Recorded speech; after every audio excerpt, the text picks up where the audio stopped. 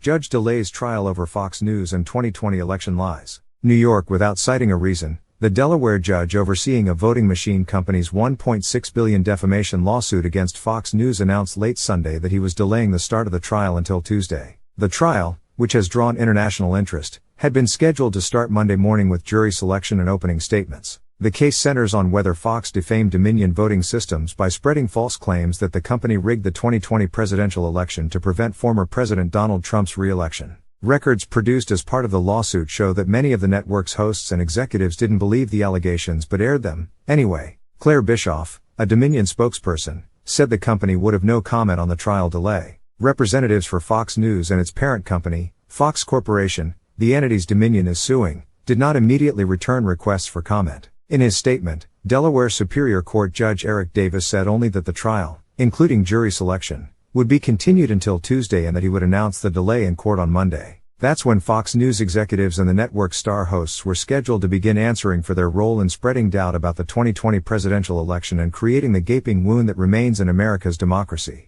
Jurors hearing the $1.6 billion lawsuit filed against Fox by Dominion Voting Systems would have to answer a specific question: did Fox defame the voting machine company by airing bogus stories alleging that the election was rigged against then-President Donald Trump, even as many at the network privately doubted the false claims being pushed by Trump and his allies? Yet the broader context looms large. A trial would test press freedom and the reputation of conservatives' favorite news source. It also would illuminate the flow of misinformation that helped spark the January 6, 2021, insurrection at the U.S. Capitol and continues to fuel Trump's hopes to regain power in 2024. Fox News stars Tucker Carlson and Sean Hannity and founder Rupert Murdoch are among the people who had been expected to testify. Barring a settlement, opening statements are now scheduled for Tuesday. "This is Christmas Eve for defamation scholars," said Ron Nell Anderson-Jones, a University of Utah law professor. If the trial were a sporting event, Fox News would be taking the field on a losing streak, with key players injured and having just alienated the referee. Pre-trial court rulings and embarrassing revelations about its biggest names have Fox on its heels. Court papers released over the past 2 months show Fox executives, producers and personalities privately disbelieved Trump's claims of a fraudulent election. But Dominion says Fox News was afraid of alienating its audience with the truth, particularly after many viewers were angered by the network's decision to declare Democrat Joe Biden the winner in Arizona on election night in November 2020. Some rulings by the judge have eased Dominion's path. In a summary judgment, Davis said it was crystal clear that fraud allegations against the company were false. That means trial time won't have to be spent disproving them at a time when millions of Republicans continue to doubt the 2020 results. Davis said it also is clear that Dominion's reputation was damaged, but that it would be up to a jury to decide whether Fox acted with actual malice, the legal standard, and, if so, what that's worth financially. Fox witnesses would likely testify that they thought the allegations against Dominion were newsworthy, but Davis made it clear that's not a defense against defamation. New York law protects news outlets from defamation for expressions of opinion. But Davis methodically went through 20 different times on Fox when allegations against Dominion were discussed, ruling that all of them were fully or partly considered statements of fact, and fair game for a potential libel finding. "A lawsuit is a little bit like hitting a home run," said Carrie Cuglianese, law professor at the University of Pennsylvania. "You have to go through all of the bases to get there. And quad. The judge's rulings basically give Dominion a spot at third base, and all they have to do is come home to win it."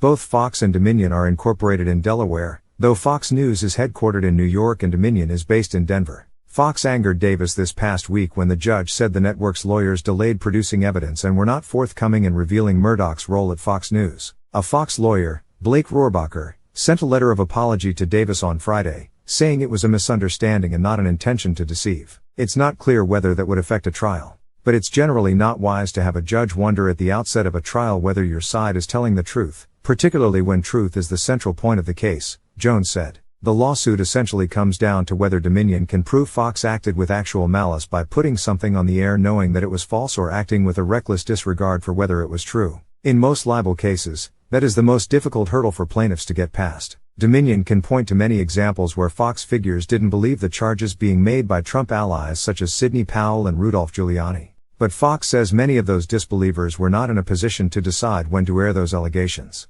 "We think it's essential for them to connect those dots," Fox lawyer Aaron Murphy said. "If the case goes to trial, the jury will determine whether a powerful figure like Murdoch, who testified in a deposition that he didn't believe the election fraud charges, had the influence to keep the accusations off the air."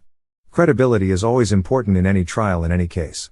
but it's going to be really important in this case, said Jane Kirtley, director of the Scylla Center for the Study of Media Ethics and the Law at the University of Minnesota. Kirtley is concerned that the suit may eventually advance to the U.S. Supreme Court, which could use it as a pretext to weaken the actual malice standard that was set in a 1964 decision in New York Times Company v. Sullivan. That, she feels, would be disastrous for journalists. Dominion's lawsuit is being closely watched by another voting technology company with a separate but similar case against Fox News. Florida-based Smartmatic has looked to some rulings and evidence in the Dominion case to try to enhance its own $2.7 billion defamation lawsuit in New York. The Smartmatic case isn't yet ready for trial but has survived Fox News' effort to get it tossed out. Many experts are surprised Fox and Dominion have not reached an out-of-court settlement, though they can at any time. There's presumably a wide financial gulf. In court papers, Fox contends the $1.6 billion damages claim is a wild overestimate. Dominion's motivation may also be to inflict maximum embarrassment on Fox with the peek into the network's internal communications following the election. Text messages from January 2021 revealed Carlson telling a friend that he passionately hated Trump and couldn't wait to move on. Dominion may also seek an apology. The trial has had no apparent effect on Fox News viewership. It remains the top-rated cable network, and there is little indication that the case has changed Fox's editorial direction. Fox has embraced Trump once again in recent weeks following the former president's indictment by a Manhattan grand jury, and Carlson presented an alternate history of Capitol riot, based on tapes given to him by House Speaker Kevin McCarthy, Republican California.